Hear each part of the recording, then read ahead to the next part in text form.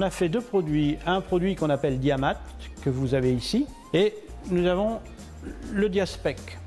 Donc déjà, le Diaspec, ça se rapproche plus d'un appareil de laboratoire, puisque on met le produit à analyser dans une éprouvette. L'éprouvette, on la met dans un tube qui est entre deux aimants, et on va faire une mesure. Alors là, on peut déterminer de façon précise la quantité de graisse et d'eau qu'il y a dans une croquette, et puis de faire le contrôle de qualité à la fin d'une chaîne.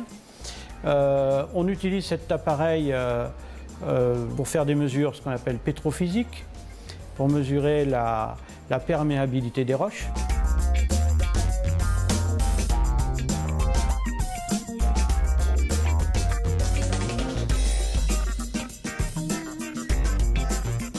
Là, on peut poser n'importe quoi dessus. Enfin, n'importe quoi à condition que ça ne soit pas magnétique.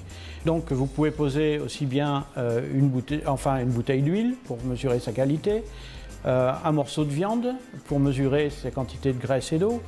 Vous avez vu, on vous a fait une démonstration avec une pomme. On peut l'utiliser aussi dans le BTP pour voir la vitesse de sémentation d'une chape en béton, par exemple, et de voir sa perméabilité aussi.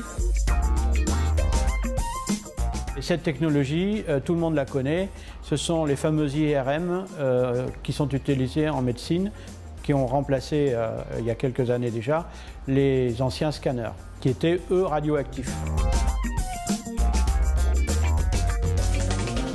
La plupart de nos concurrents, ce sont des fabricants de matériel de laboratoire, alors que nous avons voulu faire un appareil transportable ou portable.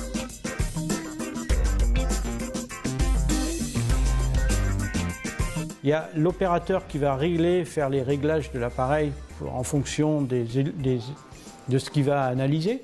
Donc là, il y a effectivement une connaissance à avoir. Mais après, pour faire les mesures, je vous prends un matin, à midi, vous faites fonctionner l'appareil sans problème. Ça, et vous faites de la mesure c'est vraiment très très simple.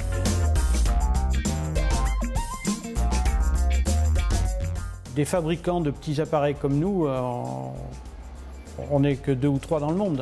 Et je pense que nous avons une petite avance parce qu'on a développé nous-mêmes notre électronique. C'est notre force, donc on peut présenter un produit à un prix compétitif parce qu'on domine toute la fabrication. Et puis aussi, on domine la fabrication des aimants. Au départ, on était obligé d'acheter nos aimants chez des fournisseurs. Et là, ça revenait assez cher, alors que nos concurrents, eux, ils achètent tout.